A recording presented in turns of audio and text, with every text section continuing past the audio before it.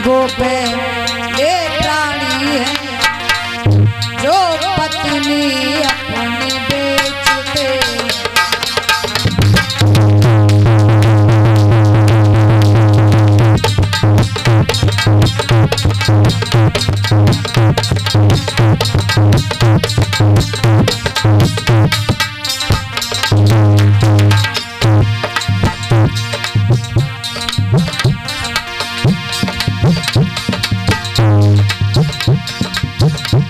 कोई प्राणी अपने जीवन में पत्नी को नहीं बेचते। अभी वो पहले प्राणी जो अपनी मार बेचते।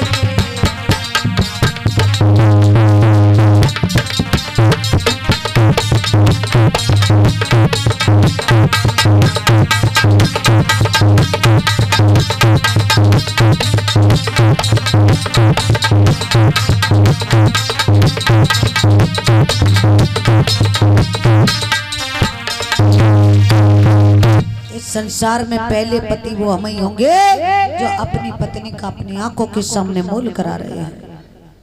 आज महाराज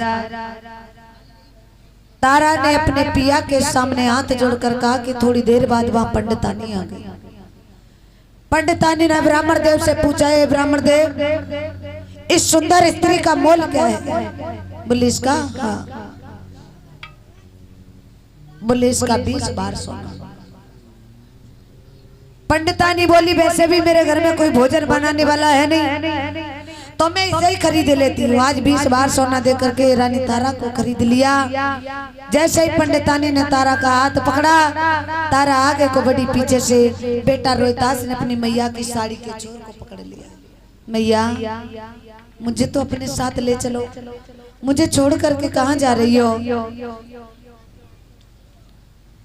मैया ने जैसे ही बेटा रोहितास को देखा, हाथ जोड़ करके पंडितानी के आगे झुक गई, दोनों घोंटुओं को गिरा लिया। मैया मेरे बेटा को और खरीद लो। मैया मेरे अलावा अब इसका कोई भी नहीं है संसार में।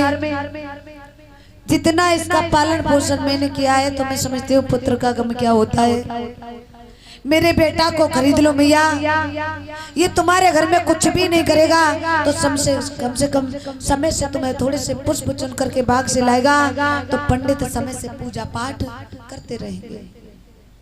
आज पंडितानी को दया आ गई, 20 बार सोना दे करके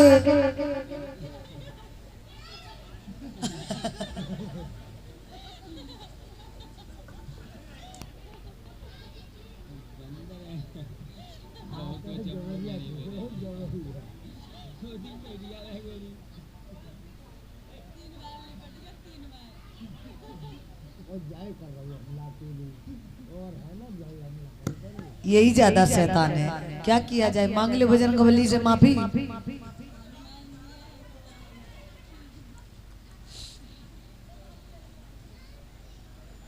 आज महाराज प्यार से ना दे तो जबरदस्ती घुस जा रहे उनकी गोद में।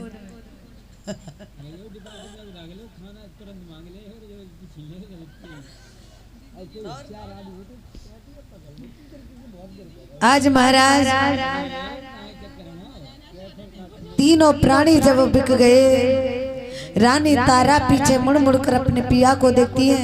हरिश्चंद्र तो कालू मेहतर के यहाँ चले गए और रानी तारा बेटा रोहितास को लेकर के एक पंडित के घर पे पहुंच जाती है।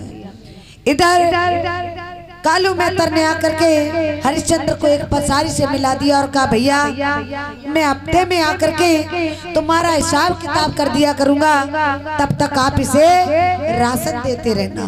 बोले ठीक है भैया। इधर पहला दिन जब हुआ, हरिश्चंद्र पहले दिन राशन लेकर के आया, बड़े भावपूर्वक भोजन बनाया और भोजन बना करके जैसे ही खाने को बैठे विश्वामित्र को फिर भी चैन नहीं पड़ा। कभी तो संत का भेष धारण करके आते हैं, तो कभी किसी बालक का रूप धारण करके आते और द्वारे पर आकर भीख मांगने लगते हैं। हरिश्चंद्र ने जो कुछ भी भोजन बनाया सब कुछ दे दिया। अंत में हरिश्चंद्र उदास होकर के वहां से चले गए। लगता है आज हमारे नसीब में भोजन ही नहीं था। कोई बात नहीं, दूसरा दिन जब हुआ, हरिश्चंद्र ने दूसरे दिन जब भोजन बनाया, विश्वामित्र को फिर भी चैन नहीं पड़ा। इधर तो हरिश्चंद्र पानी भरने के लिए चले गए, भोजन परसा हुआ रखा था, एक कुत्ते का वेश बनाया और आकर के सारे भोजन को दूषित कर दिया।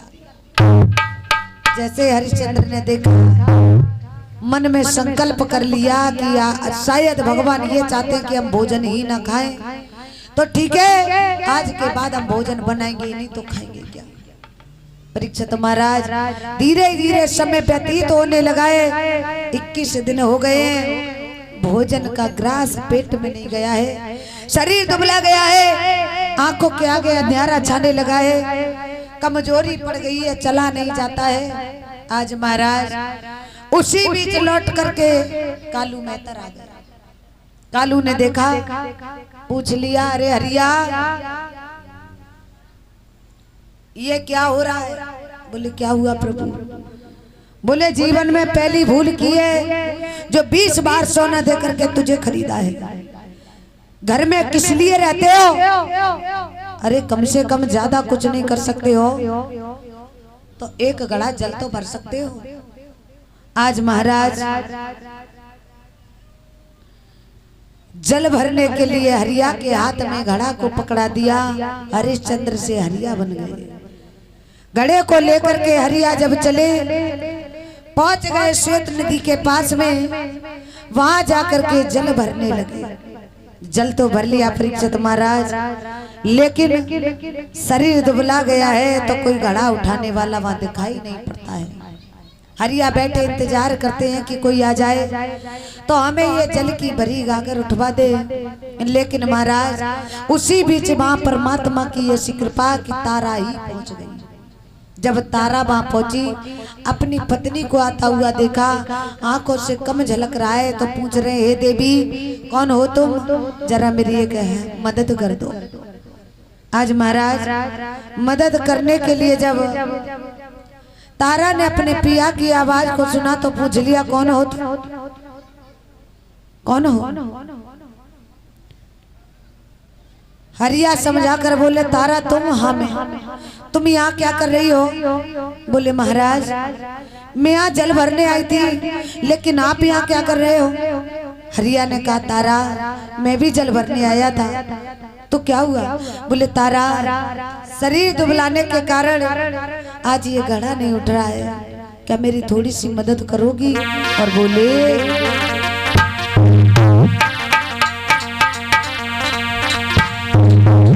तारा उठवाए दे गगरिया मेरी जल की भर।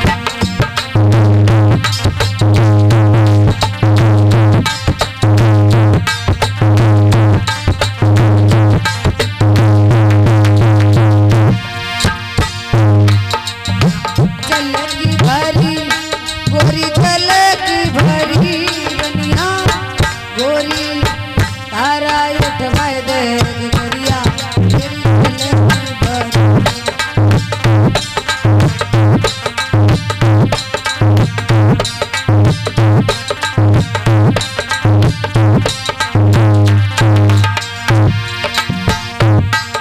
बोले हरिया तारा, 21 दिन से मेरी रनिया भोजन नहीं खाए।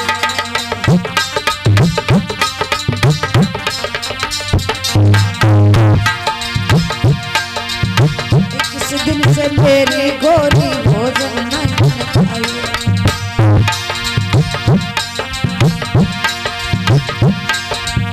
ताकि खातिर हो मेरी रनिया सारो शरीर दुबलायो गोरी, उठवाए दे गगरी मेरे दुनिया की भरी।